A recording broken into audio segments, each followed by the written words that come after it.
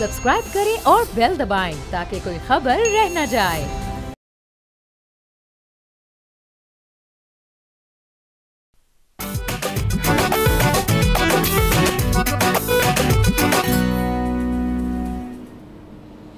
अस्सलाम वालेकुम, बोलो जनाब, मैं बहुत बहुत खुश आमदीद। मैं हूँ असद निज़ामी, मेरे साथ हैं अली आफ्ताब। सर क्या हाल हैं? सर समझ नहीं आ रही कि इस वक्त जो सियासी हालात हैं वो गर्म हैं, कोसे हैं या ठंडे हैं? सर नहीं सर, मुझे लग रहा है सर मामला जो है वो जुलाई का है, वो गर्म ही चल रही हैं चीज़ें। यहाँ पे सर एक अजीब सा सेंटिमेंट और चीज़ होगी। मैं इस तरह से इसको बता सकता हूँ कि मैं कल या परसों कुछ दोस्तों यारों में बैठा हुआ था और वहाँ पे ज़ाहिर है इवेंचुअली एक कुछ सियासी टॉपिक छिड़ जाता है और वो इस किस्म का था कि जी अब क्या होगा, कि अब मुल्क जो है वो किस तरफ जा रहा है, इकोनॉमिकली क्या हो रहा है, ये क्या हो रहा है। एंड मैं एक रियलाइजेशन में पहुँचा हूँ कि एक ज़माना था कि लोग पढ़ते पढ़ते थे, लोग अखबार से कुछ चीज़ ले ली, कुछ तज्ज़िये सुन लिए, अपनी 1+1 2+2 किया और एक नतीजे पे पहुंच गए। अब वो नताइज जो है ना वो धुंधले से हो गए हैं, वो कोई नतीजे भी नहीं पहुंचता। दलीलें आती रहती हैं और मामलात आते रहते हैं कि जी इसने ये कहा, उसने वो कहा, उसने वो कहा, और अपनी कोई ना किसी किस्म की शख्स जो है वो अपने आप को फॉर्मुलेट नहीं कर रहा कि जी ये फ़ैसला है कि ये होगा आगे जाके। सो ये हम एक बड़े मरकी किस्म के मेरे ख्याल में जोन में एंटर हो गए हैं जहाँ पे आपको पता नहीं चल रहा कि आगे जाने को हो क्या रहा है। अब इसके कुछ फ़वाइद भी हैं। फ़वाइद ये हैं बेसिकली कि जी किसी को कुछ नहीं पता तो लोग अपने अपने काम पे लगें। जब आपको एब्सोल्युटली पता हो कि जी आगे ये होना है तो लोग उस चीज़ का वेट कर रहे होते हैं। इसके नुकसानात ये हैं कि किसी को कुछ पता ही नहीं क्या हो रहा है, कि सियासी पस मंज़र जो है वो क्या क्रिएट हो रहा है हमारे मुल्क के अंदर। सो सर ये सिचुएशन है। तो मैं इसको कोसा और ठंडा तो बिल्कुल नहीं कहूँगा, मैं तो इसको हीटेड कहूँगा, क्योंकि किसी को कुछ पता ही नहीं क्या हो रहा है। जी बिल्कुल। असल में बुनियादी बात यह है कि हम कॉन्टेक्स्ट में बात कर रहे हैं कि बानी पीटीआई को और उनकी एहलिया को सज़ा हो गई है 17 साल की sir, Toshakhana case, Toshakhana 2 sir, sequel. So उसके अब बात यह है कि जो केपी गवर्नमेंट या वहाँ पर जो इनके सपोर्टर्स हैं उनकी तरफ से अब इस किस्म की बात आना शुरू हुई है कि वो इसके ऊपर कोई एहतजाज करेंगे, वो फिर से 26 नवंबर वाली कोई चीज़ दोहराने का शायद इरादा रखते हैं। अब अगेन जो आपके बाकी सूबे हैं, मतलब चलें वो बलूचिस्तान और सिंध में तो उनकी कोई ख़ास सपोर्ट ही नहीं है। पंजाब से जो है वो 26 नवंबर को भी यही हुआ था और अब भी 26 नवंबर को पंजाब से ज़्यादा लोग नहीं निकले। जो निकले उनको जो पहली हर्डल मिली वो वहीं से वापस हो गए। इस दफ़ा शायद पंजाब से कोई निकले ही ना, सो पीछे रह गई केपी गवर्नमेंट। सो पिछली दफ़ा जो हुआ था बड़ा अनफॉर्चुनेट था, नहीं होना चाहिए था। सो क्या दोबारा इस किस्म की चीज़ केपी गवर्नमेंट अफोर्ड करती है? सवाल नंबर 1। सवाल नंबर 2, बिल्कुल आप जो पब्लिक के सेंटिमेंट की बात कर रहे हैं, अमूमन होता तो यही है कि जब कोई डिसाइसिव बात तभी होती है जब पंजाब में से कोई निकलता है। सो अवाम का जहाँ तक ताल्लुक़ है, सो एक तरफ बिल्कुल आपके जो बिजनेसेस हैं वो कोई बहुत अच्छा नहीं चल रहे। अब जितनी रिपोर्ट्स आ रही हैं आपकी जो सैलरीज़ हैं लोगों की, वो उसमें लोगों की बाइंग पावर कम होती जा रही है। एक तरफ ये भी हकीकत है, लेकिन ऑन द अदर साइड आप ये देखें कि आपको अभी वर्ल्ड बैंक, ADB सब से कर्ज़े भी मिल रहे हैं। अमेरिका जो से कई कंपनीज़ अब यहाँ पर बिड कर रही हैं for extraction of minerals, for petrol. तो ये सारी चीज़ें भी ऑन दी अदर हैंड हो रही हैं। सरकार ने जो अपने लाहेअमल इख्तियार किया, उसके बाद हमारे जो करंट अकाउंट डेफिसिट है वो भी कम हुआ, बल्कि शायद वो थोड़ा सरप्लस में चला गया। हमारा ट्रेड अकाउंट ज़ाहिर है वो हर मंथ को थोड़ा सा को बढ़ जाता है या थोड़ा सा कम हो जाता है, लेकिन अंडर कंट्रोल है। अच्छा, ये जो सारे समरात इस वक्त मिल रहे हैं, एक तो उससे हुकूमत के डिफ़ॉल्ट करने का ख़तरा ख़त्म हो गया। दूसरा ये है कि वो ट्रिकल डाउन होके आवाम तक अभी तो नहीं पहुँचे। लेकिन आप ये देखें ना कि 2027 में आखिरी ट्रांच आनी है IMF की, उसके बाद ये वाला प्रोग्राम कंक्लूड हो जाएगा और फिर बेसिकली IMF की जो ओवरसाइट है वो इस हुकूमत पे से हट जाएगी। जिस तरह अभी वो रोक देते हैं मैसिव स्पेंडिंग करने से, फिर वो नहीं रोक पाएंगे। उसके बाद आपका 2 साल का बड़ा एक हनीमून पीरियड है, गवर्नमेंट का भी आवाम का भी, कि जिसमें गवर्नमेंट मासिव किस्म की स्पेंडिंग करेगी और हर तरह के उसमें प्रोजेक्ट्स होंगे। अब वो और बात है कि वो 2029 में जाके फिर एहसास होगा कि ओहो हमारा जो कुशन था वो तो हमने एग्जॉस्ट कर लिया है, तो अब we have to go into another IMF programme. तो बेसिकली मुझे ये लगता है कि इस हुकूमत के लिए ये 2027 तक इन्होंने टाइम टपाना है, उसके बाद एक हनीमून पीरियड है। 2029 जबकि हम बात कर रहे हैं, एक तो ये कि जब नए IMF प्रोग्राम में जाते भी हैं लोग पैसा बना चुके होते हैं, इनर्शिया होता है, ये पता लगते हुए कि अब फिर से ऑस्टेरिटी की तरफ जा रहे हैं, उसमें भी कई महीने लग जाते हैं। सो उसके बाद वैसे भी इलेक्शन है अगले। सो अगेन मुझे फ़िलहाल इस हुकूमत को कोई ख़तरा नज़र नहीं आ रहा जी। तो ऐसे मौके पे अब जो PTI है उनको अपने लोगों की एनर्जी को एग्जॉस्ट करने की ज़रूरत है, या इस वक्त वो अगर अपने आप को, अपने जो पावर है जो अवाम की उनके पास, उसको रेस्ट दें, उसको तैयार करें कि जब कोई राइप मोमेंट आए, जब इकोनॉमी को कोई इतना तशवीशनाक खुदा ना खास्ता मसला दरपेश हो कि जिस वक्त वो जब कॉल दें तो फिर बाकी पाकिस्तान से भी लोग निकलें, उस तक के लिए उनकी एनर्जी को कंजर्व करना चाहिए। मुझे तो ये वाला लाहे अमल ज़्यादा बेहतर लगता है। बहरहाल अब अगर KP गवर्नमेंट ये फ़ैसला कर लेती है कि उन्होंने फिर से इस्लामाबाद की तरफ दौड़ना है तो क्या ही किया जा सकता है। सर बिल्कुल, अब देखें 17 साल की ये सज़ा और जिसमें 10 साल बामुशक्कत इम्प्रिजनमेंट है, ये उनकी अहलिया बुशरा बीबी के लिए भी सेम चीज़ें हैं कि जी क्रिमिनल ब्रीच ऑफ ट्रस्ट है, 409 है, इसके ऊपर सेक्शन 5 है, दीगर और चीज़ें हैं। अब मैं तो sir I can't keep up कि कितने कितने केसेस जो हैं वो इन बानी PTI और उनकी अहलिया के ऊपर हैं। बतौशखाना एक ऐसा था जो कि हमेशा से हमें लगता था कि जी इसके ऊपर बड़ा एक डिसीजन आएगा, तो वो उस किस्म का डिसीजन आ गया, 17 साल इम्प्रिजनमेंट। अब जाहिर है उन्होंने कह दिया कि जी हम हाई कोर्ट में अपील करेंगे, अगला पैलेट कोर्ट है, उसके बाद हाई कोर्ट में ये मामला चलेगा, उसके बाद ये मामला सुप्रीम कोर्ट तक भी जा सकता है। जाहिर है हर हद तक वो जाएंगे और इसके अंदर एक टाइम पीरियड आएगा। आप जो बात कर रहे हैं उस टाइम पीरियड, उस दौरानिए के अंदर जो जो कुछ हो सकता है वो हो सकता है। सर मौजूदा हुकूमत जो है, मेरे ख्याल में अगर मैं मशवरा तो मैं कौन होता देने वाला, बट मैं अगर सोचता हूँ बड़ी दफ़ा कि क्या एक वो बेंचमार्क हो सकता है या क्या वो ऐसी एक चीज़ होती है जिसके ऊपर आपने अपने आप को उतारना है, वो सर है हमारी बेसलाइन। बेसलाइन देखें हर शख्स की मुख्तलिफ चीज़ों की होती है। आपकी बेसलाइन हो सकती है कि जी आपने इससे ज़्यादा आपने एक हफ्ते में प्रोटीन नहीं खानी, आपकी बेसलाइन है। आपका डायबिटिक्स के लिए एक चीज़ होती है, वो आप अचीव कर लेते हैं, उससे ऊपर ऊपर आपने रहना है। हमारी इकोनॉमिक जो सिचुएशन है, हमारी को बेसलाइन ही नहीं बनी। इतने साल हो गए हैं कि हम बस फायर फाइटिंग कर रहे हैं। इस हुकूमत का मेरे ख्याल में जो छक्के मारने का मूड है ना, कि छक्का मार दें, एक छक्का मारेंगे उसके बाद सब सेट हो जाएगा, I think that is a very flawed approach. इस वक्त ये होना चाहिए कि जी हमारी जो इकोनॉमिकली जो सेंसिटिविटीज़ हैं कि जी तेल ऊपर गया आलमी मंडी में, यहाँ पे मसला पड़ गया, वहाँ पे जी डॉलर का रेट जो है वो थोड़ा ऊपर जाएगा तो यहाँ मसला पड़ गया मुल्क के अंदर। हम इतने सेंसिटिव जोन के अंदर हैं, इस वक्त दाखिल हो चुके हैं ये मुल्क जो है इकोनॉमिकली। अभी आप देखें एक शख्स ने बाकायदा इसके ऊपर एनालिसिस करके रिपोर्ट दी है कि हम इस वक्त जो वेज रेट है, जो वेजेस हैं लोगों की तनख्वाहें, वो 2015 के तनासब से कैलकुलेट हो रही हैं कि भाई 2015 में जो था एवरेज वेज रेट, यानी कि हम वो कहते हैं 13% हम डाइग्रेस कर गए, 13% पीछे चले गए हैं वेजेस के अंदर। ये बहुत बड़ा एक मार्कर है, लेकिन ये डोमेस्टिक मार्कर है।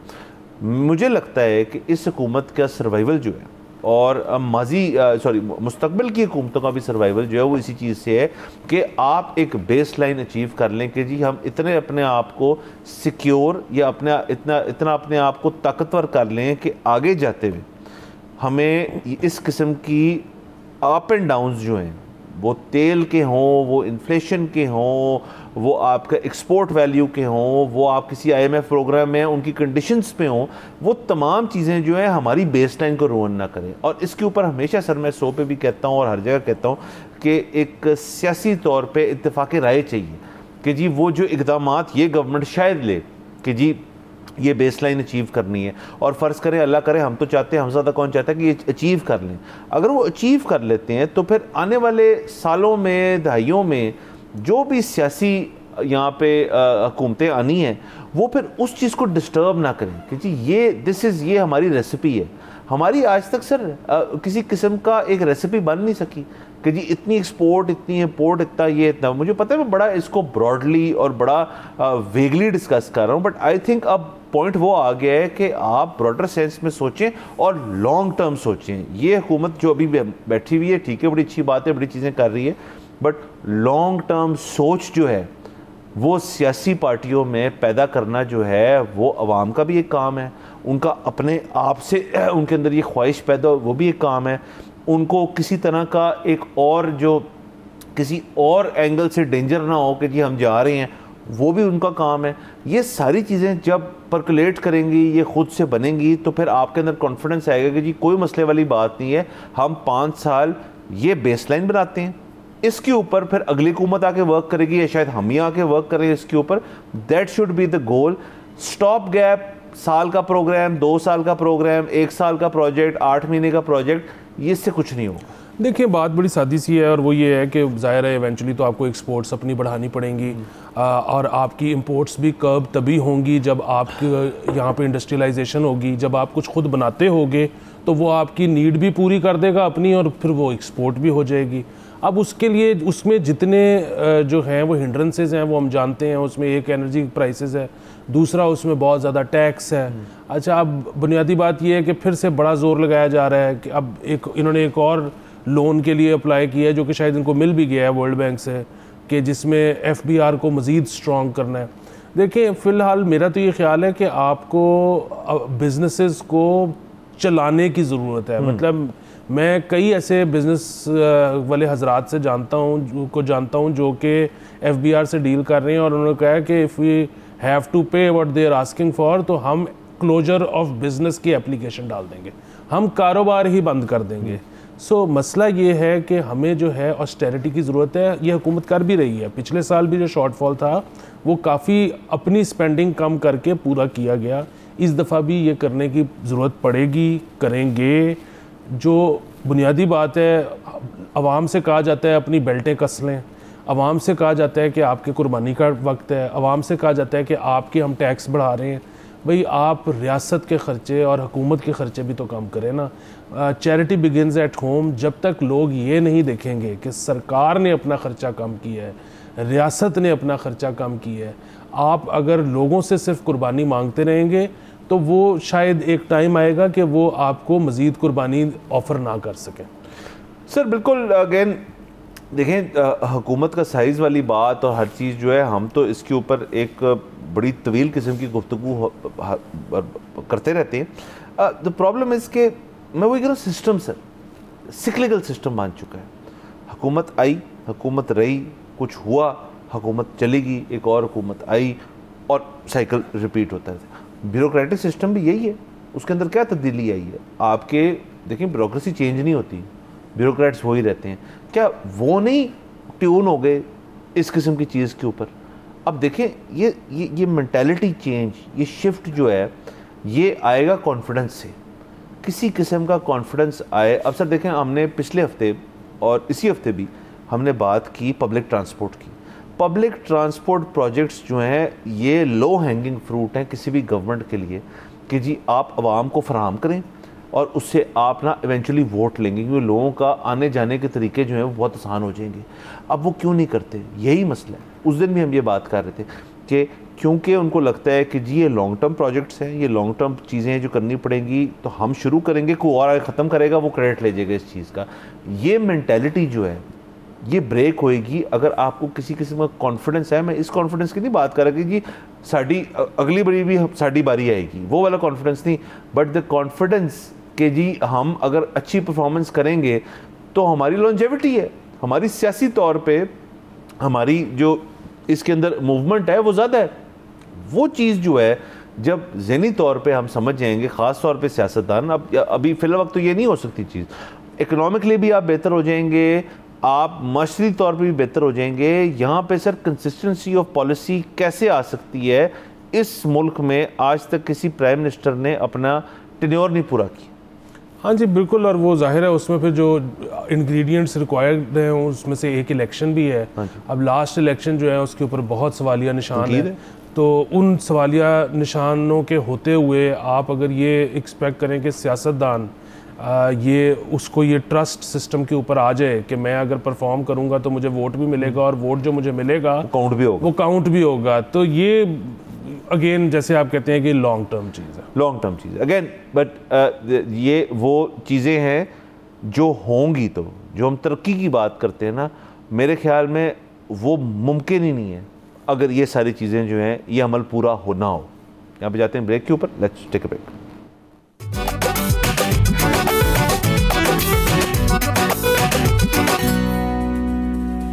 Welcome back from the break. आप देख रहे हैं बोलो जनाब।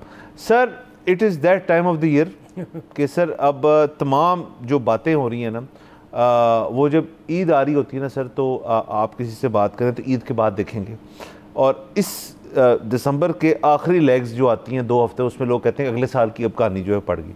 सो पंजाब हुकूमत क्यों पीछे रहे इन मामलात के अंदर? उन्होंने भी सर मेरे ख्याल में ये पहली खबर है मैंने ऐसे पढ़ी है जिसमें उन्होंने अगले साल की प्लानिंग जो है वो 1 जनवरी से शुरू कर दी है। तो सर 1 जनवरी से कूड़ा बाहर फेंकने पर 25,000 जुर्माना होगा। ये सिर्फ 25,000 तो सर इसके अंदर लोएस्ट आप समझिए फिगर है, सेकंड लोएस्ट फिगर। नालियों में कचरा डालने पर सर 10,000 रुपये का जुर्माना है, जानवरों का फजला फेंकने पर 50,000 जुर्माना है, और टायर जलाने पर 5 लाख रुपए जुर्माना है और 7 साल कैद है। सर उसके अलावा कूड़ा जलाने पर 3 साल कैद मुकर्रर कर दी गई है। 1 जनवरी से जो सुथरा पंजाब प्रोजेक्ट है उसके अलावा किसी को भी घर घर कूड़ा जमा करने की इजाज़त नहीं होगी। सर ये एक अच्छी चीज़ है। कूड़ा एक बहुत बुरी चीज़ है। कूड़े का इकट्ठा होना जो है, ये मामला जो हैं इनसे जरासीम पैदा होते हैं, इनसे बीमारियां पैदा होती हैं। आपकी ओवरऑल जो इलाका जिसमें आप रहते हैं और उसको उधर को गुजरे वहाँ से, या कोई आए, कोई मेहमान आए तो उसकी लुक ख़राब होती है। बहुत सारे मसले मसाइल हैं, लेकिन ये सारा बहुत ही अच्छा प्लान है, लेकिन इसमें बहुत बड़ा मसला है। जी देखें, हाँ जी वो मैं मसला बयान करके सर आपको पॉइंट लूँगा। मसला असल में ये है कि कूड़ा उठाना या कूड़े को किसी जगह डिस्पोज ऑफ करना जो है, ये एक शहरी की ज़िम्मेदारी है ही नहीं, ये एक हुकूमत की ज़िम्मेदारी है। ना सिर्फ हुकूमत की, आप पंजाब गवर्नमेंट तो बहुत बड़ी चीज़ है, बल्कि किसी किस्म के बल्दियाती निज़ाम के अंदर ये चीज़ फॉल करती है जो यहाँ पे इस वक्त नहीं है। तो फ़िलहाल तो ये पंजाब गवर्नमेंट के पास है। हमने बड़े बड़े मायदे किए हैं, बड़ी बड़ी फ़ॉरेन कंपनीज़ के साथ डील्स करके कूड़े की एक्सट्रैक्शन की है। हमने उसको जहाँ जहाँ फेंक रहे थे, अब वहाँ से तो हम मीथेन गैस भी निकालना हमने शुरू कर दी है। सवाल ये कि आपने अगर किसी को 25,000 रुपये जुर्माना करना है, या किसी को 3 लाख रुपए और 7 लाख रुपए कैद करनी है, उनको अगर आप वो रास्ते बता दें या उनको वो तरीक़ेकार बता दें कि आप रिस्पॉन्सिबली एक शहरी, बतौर शहरी आप कैसे डिस्पोज ऑफ कर सकते हैं, कैसे फेंक सकते हैं कूड़ा जिससे हुकूमत को भी कोई मसला नहीं है, आपके मोहल्लेदारों को भी कोई मसला नहीं है, वो तरीका बता दें। और फिर जितने मर्जी जुर्माने, उसकी खिलाफ वर्जी जो करने, जब आपके पास रास्ता हो कि जी सही रास्ता ये है और कोई गलत रास्ते पे जाए, फिर बेशक जुर्माने करें, लेकिन सही रास्ते के बगैर गलत रास्ता आपने बयान कर दिया और उसके ऊपर लोगों को जुर्माने हों, इसके साथ में नहीं हो।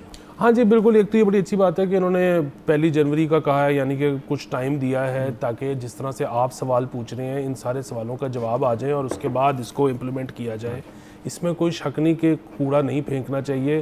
कूड़ा बाय द वे बहुत जो है वो एक लुक्रेटिव चीज़ है, मतलब आप कूड़ा जलाना खास तौर पे। हाँ नहीं मैं तो कह रहा हूँ कि जिस तरह उसमें से मीथेन गैस निकलती है, उसके और बहुत से उसको रिसाइकल करके और बड़े कामों में लाया जा सकता है। मतलब जब गैर मुल्की कंपनियां यहाँ पर आकर कूड़ा कलेक्ट कर रही थी तो उनको कुछ मिलता ही था तो वो कर रही थी ना, मतलब apart from the whatever the fees Punjab government was paying them. So बुनियादी बात यह है कि बड़ी अच्छी चीज़ है, इसको सिस्टमेटिकली होना चाहिए।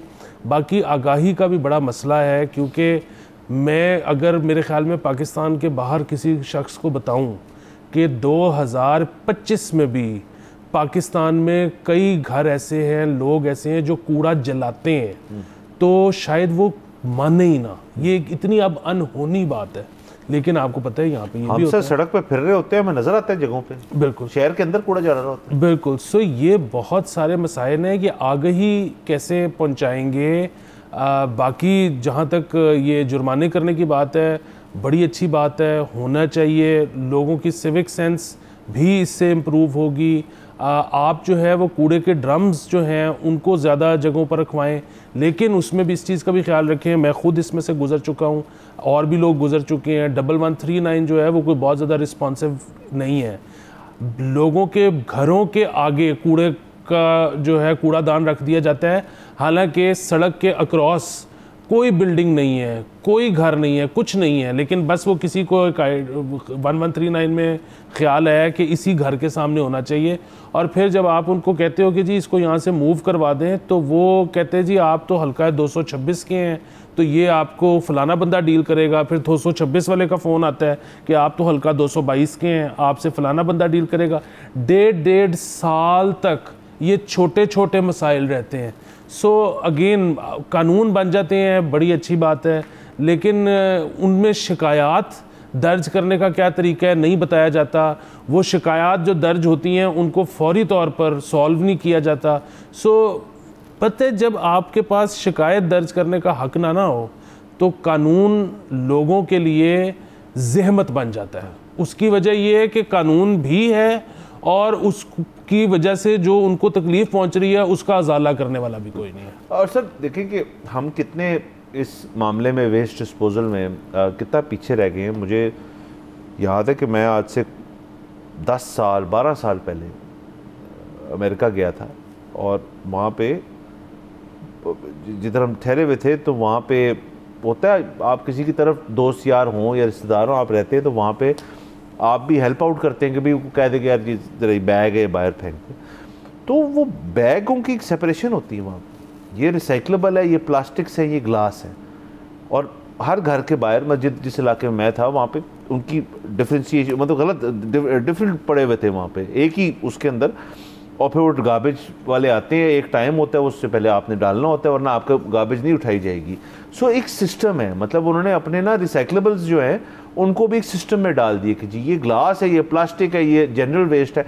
सो यहाँ पे तो देखें हम इकट्ठा इस्तेमाल कर रहे हैं अभी, और उस इस्तेमाल के ऊपर भी अभी जो वेस्ट पिकअप है लाहौर के अंदर बड़े अच्छे अच्छे इलाकों में बड़े बड़े कई हफ्ते गुजर जाते हैं कि जी वेस्ट आपकी पिकअप नहीं की जाती और फिर आपको खुद कहीं दूर दराज जाके करना पड़ता है। सर वेस्ट इज़ वेस्ट, उसका आपको किसी किस्म का हल जो है हुकूमत को देना पड़ेगा।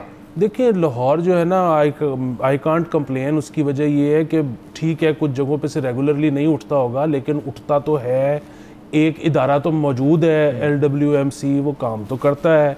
असल जो सवाल है ना वो ये है कि पंजाब के कितने शहरों में ये इदारा है।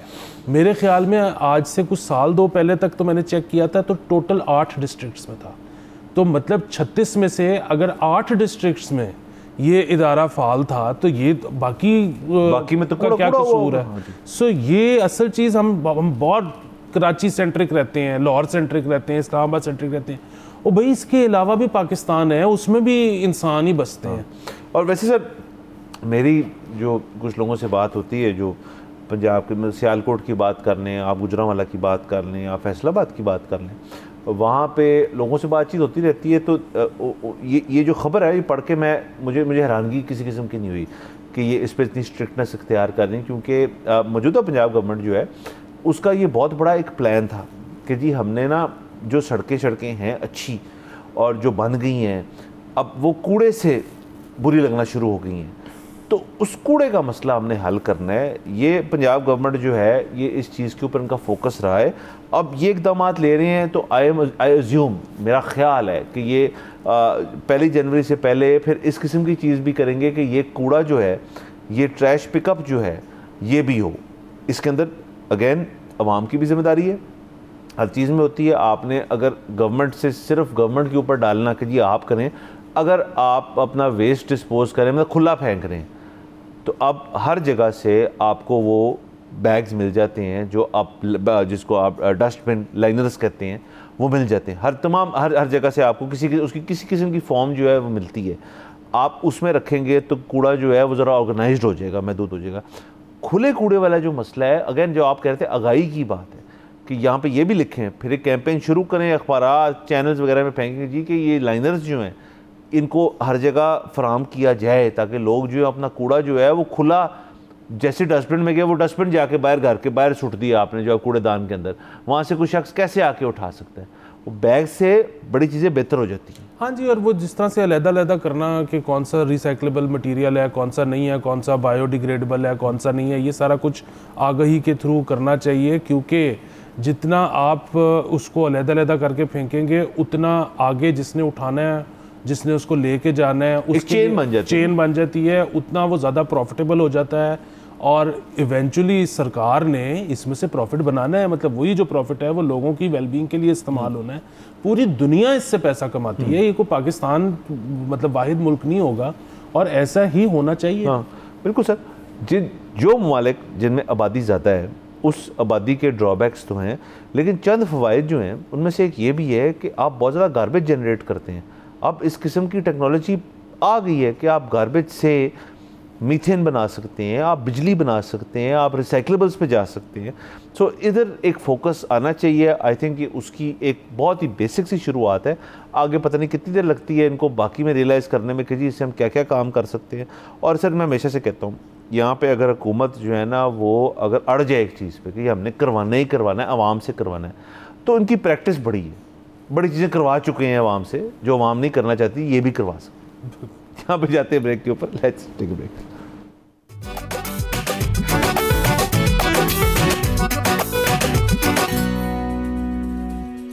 Welcome back from the break. आप देख रहे हैं बोलो जनाब। सर आगे चलते हैं और सर क्रिकेट की बात करेंगे। और sir my favourite kind of cricket under 19 cricket. Sir हमने इंडिया को हरा दिया अंडर 19 क्रिकेट। अंडर 19 जो एशिया कप है सर वो हो रहा था और इंडिया पाकिस्तान का फाइनल मैच था और इसके अंदर सर समीर मिन्हास और अली रज़ा स्टार्स उभर के निकले हमारे सामने से। 347 का हमने टोटल दिया सर 8 आउट होने के ऊपर, जिसके अंदर जो समीर मिन्हास है उन्होंने 172 किया जो कि किसी भी एशिया कप फाइनल का हाईएस्ट स्कोर है अंडर 19 कैटेगरी के अंदर। उसके अलावा सर हमने इंडिया को उसके बाद बॉलिंग के अंदर भी सर बड़ी बेहतरीन बॉलिंग की। हमने 191 रन से इंडिया को मैच हराया। तो ये सर नई खेप है आपकी। और ये बॉयज़ जो हैं ये इन्होंने इस चीज़ में तो ये एशिया कप में हमारी परफॉर्मेंस तो अपनी जगह ना, अंडर 19 वाली कैटेगरी में ये क्रीम आपके पास मौजूद है। ये अब इनको यहाँ कैसे यूटिलाइज़ करना, सिर्फ एक बात करूँगा सर इसके अंदर के पहले भी ये हो चुका है कि हमने किसी किस्म के अंडर 19 टूर्नामेंट में इंडिया को शिकस्त दी। अब इंडिया को शिकस्त देना इस सेपरेट, और टीमों को भी हराते रहते ही ऊपर आए हैं ना सारा। उसके बाद हमने मेरे ख्याल में अगर परसेंटेज लगा दें इन टीमों में से, हमने इन अंडर 19 टीमों में से 5 to 10% टैलेंट जो है उसको ट्रांसलेट करवाया है नेशनल साइड के अंदर हमेशा से। और वो नेशनल साइड में जैसे ही आते हैं वो अपनी क्रिकेट भूल जाते हैं वहाँ के। ये जो ग्रूमिंग है, ये जो इन बच्चों को इस विन के बाद आपने समझाना है कि ये क्या हुआ है और उनको यूटिलाइज करके आपने नेशनल साइड में लाना है, अगर तो लाना है आपने, तो वो कौन करेगा, ये मेरा बहुत बड़ा सवाल है सर। इसका मैं आपको जवाब दे देता हूँ। देखिए, एक तो बहुत ज़्यादा मुबारक हो पूरे पाकिस्तान को, इतनी कोई कन्विंसिंग कॉम्प्रिहेंसिव विन थी कि इंडिया की टोटल कोशिश ये लग रही थी, जो मैच देख रहा था, कि उन्होंने 200 रन से कम से हारना है। हाँ। ये उनकी कोशिश थी। सो अब मैं आपको स्टैट्स बता देता हूँ कि पाकिस्तान अंडर 19 जो इंडियन अंडर 19 से लास्ट 11 मैच खेला है उनमें से 7 पाकिस्तान जीता है।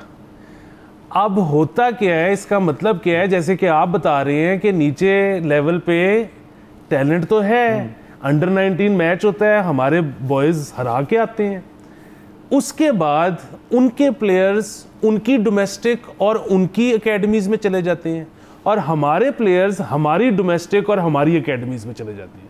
और उसके बाद वो जब अपनी अपनी डोमेस्टिक और एकेडमीज़ से निकलते हैं तो वो प्लेयर कहाँ पहुँच चुके होते हैं और हमारे उनके सामने ऐसे लगता है कि उनको तो खेलना ही नहीं आता।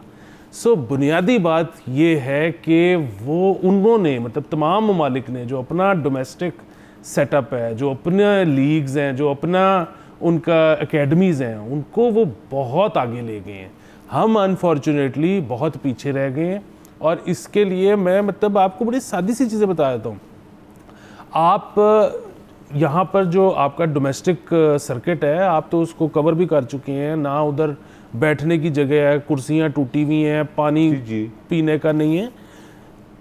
प्लेयर जो है ना उसको चाहिए इंफ्रास्ट्रक्चर और उसको चाहिए बड़ा modern state of the art. मतलब ये जो प्लेयर्स हैं, मतलब मैं इंडियन प्लेयर्स को जिस तरह की ट्रेडमिल्स पे भागता देखता हूँ वीडियोस के अंदर, ये वो ट्रेडमिल्स हैं जो कि मिलियंस ऑफ डॉलर्स की हैं, जो कि क्रिस्टियानो रोनाल्डो के ज़ेरे इस्तेमाल है। हमारे यहाँ पे उस तरह की ट्रेडमिल ही कोई नहीं है। इतना ज़्यादा और इक्विपमेंट है जो कि वहाँ पर प्लेयर्स को मिलता है, जो यहाँ पर मिलता ही नहीं है।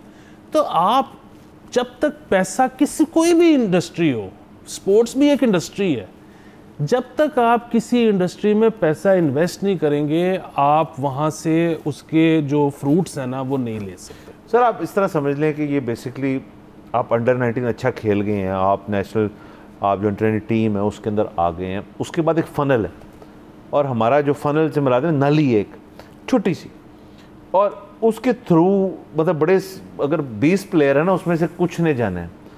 हमारा बड़ा नैरो है, हमारी अप्रोच ही नैरो है, हमारी सोच ही नैरो, उस फनल में से लोगों ने बड़ा नैरोली गुजरना है।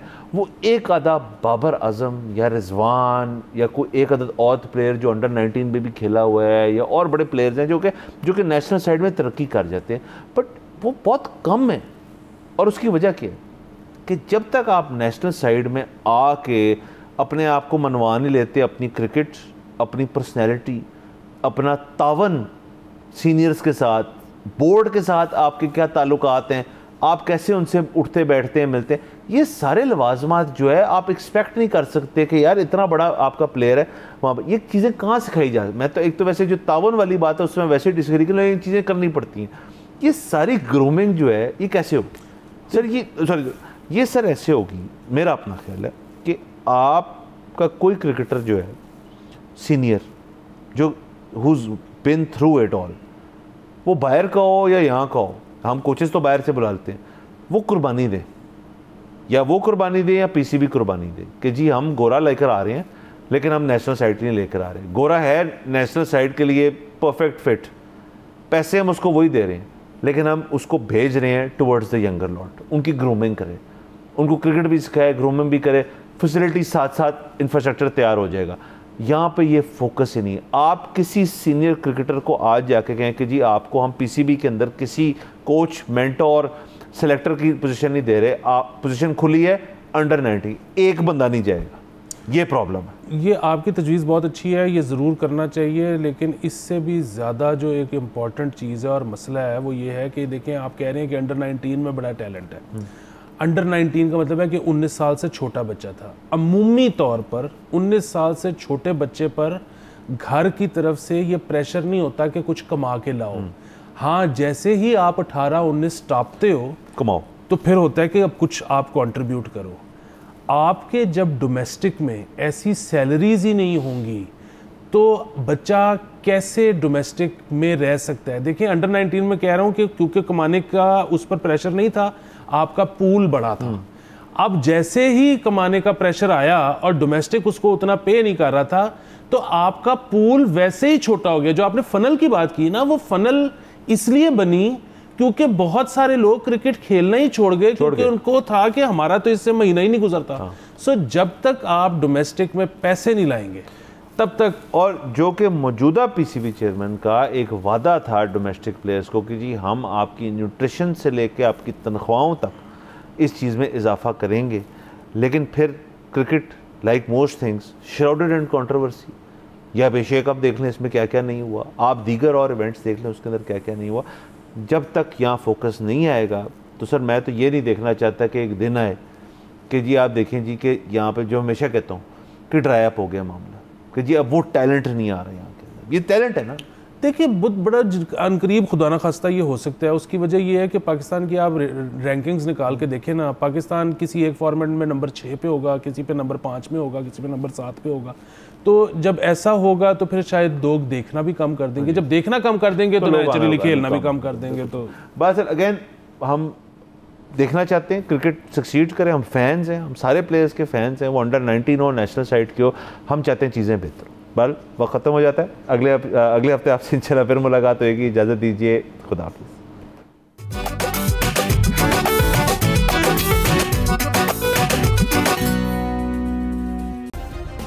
सब्सक्राइब करें और बेल दबाएं ताकि कोई खबर रह न जाए।